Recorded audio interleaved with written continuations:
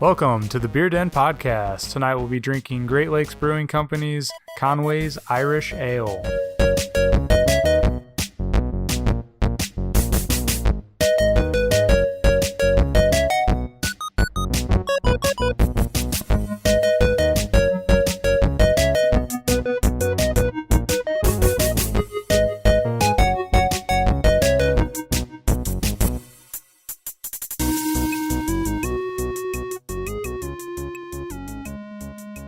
Hey everybody, welcome back to another episode of the Beer Den Podcast. My name is Ethan Hoopy. And I'm Michael LaRoe. So tonight we're drinking Great Lakes Brewing Company's Conway's Irish Ale. Great Lakes, they are based out of Cleveland, Ohio, so they're a home state brew for us. We don't get very many of those, which is kind of surprising. We usually head up north for Michigan beers. Looks-wise, it's a nice amber red color. There is a slight haze to it. It's not completely translucent. Yeah. But there is still a little bit of masking there. Light gets through. Aroma-wise, a very strong caramel, malty scent. Almost toasty kind of smell to it. Mm-hmm. Mouthfeel, I felt it was very smooth. A little drying, I thought.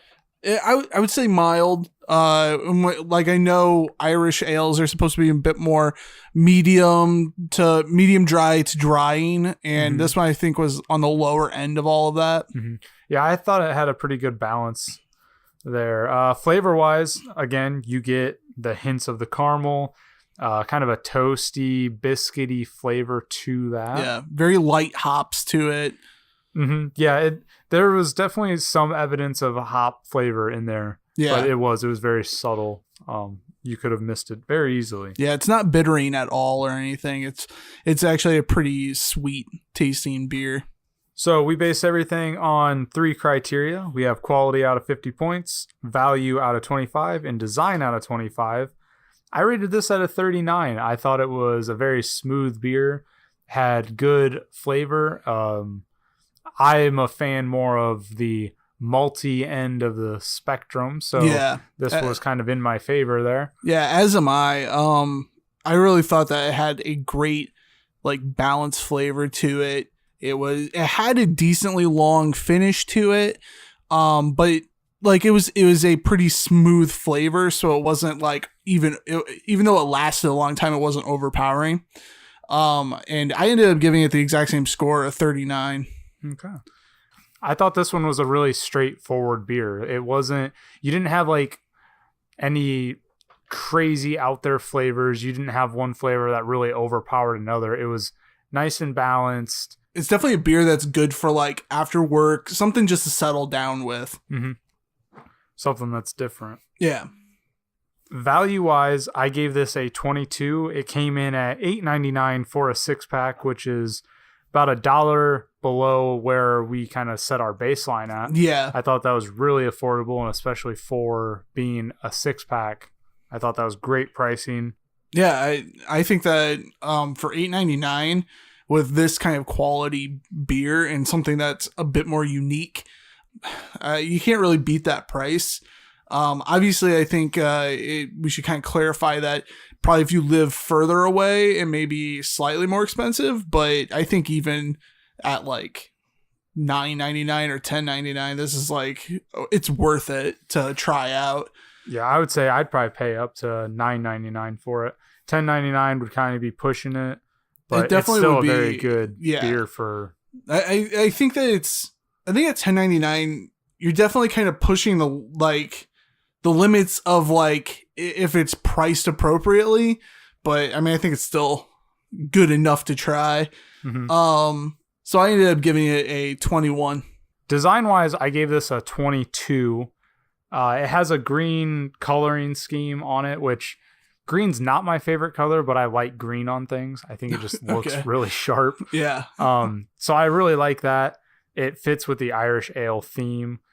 It has a little bit of a story for why it's Conway's Irish Ale. It's named after one of the co-owners' grandfathers, who was a policeman, and there's a policeman on the label. It has I am assuming that he was of Irish descent because, I don't know, because it's an Irish ale. Maybe he just liked Irish ales. I don't know. It does have the alcohol content, which is a 6.3%. It has a call to their website as well on the side of the label. One thing that Great Lakes does this with their beers.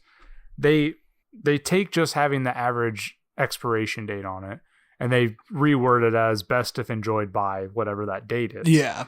They don't, however, have the bottle date. And I'd rather see the bottle date and then judge it from there of when it's fresh. Yeah. Versus just have it by this time. Because who knows, maybe they store it for 9 months and it's still not expired, but that doesn't mean it's going to be as fresh as it could be. Yeah, I always like I prefer the bottling date over the best by date. At least though this one has one of them. Mm-hmm. And it's fairly clearly labeled. That's one thing with a lot of bottles. They'll actually print it on the bottle itself, and it makes it very difficult to read.